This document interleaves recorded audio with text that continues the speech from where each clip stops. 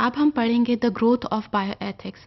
As I have told you before that the bioethics is one of the branch of applied ethics. Bioethics is mainly associated with the branches of life sciences. So how the growth of bioethics takes place?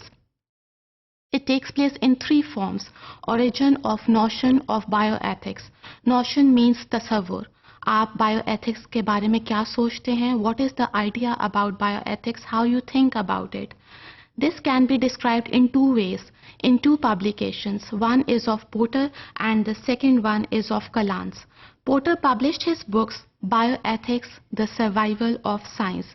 So he described or introduced bioethics as a global movement, while Kalans, he described the bioethics as an academic discipline because he published his books Bioethics as a Discipline.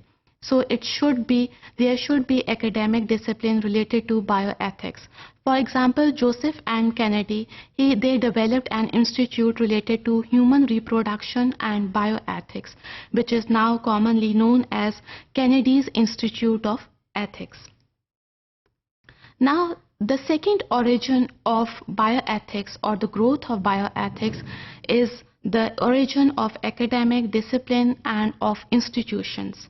Now, academic discipline and institutions, they go in hand in hand. They work in harmony with each other. They cannot work independently. Rather, they work in cooperation with each other.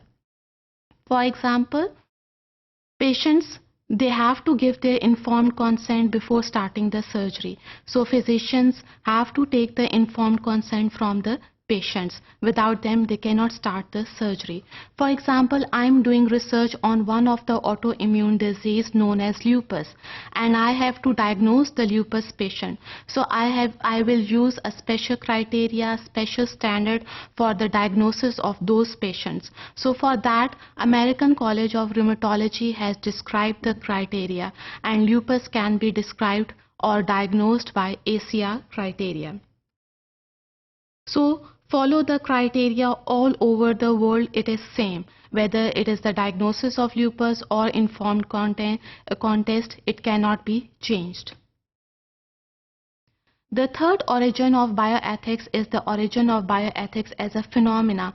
We are taking a thing as a phenomena. For example, the origin of environmental concerns, we are taking it as a phenomena. Now, how the ethical issues related to the environment arises? It can be through virtue of public concern, that public is concerned regarding the environmental issues. Secondly, it can be due to the development of new technologies. For example, improper disposal of the nuclear waste, or it can be pollution, or it can be any other form that can affect the environment. Now, after Second World War, number of factors affect the growth of bioethics. Number of factors affect the discipline of bioethics, and one of them is advances in biomedical sciences. For example, frog was cloned in 1950, and in early 1953, Watson and Crick, they gave an idea of DNA. They described DNA. They described the structure of DNA.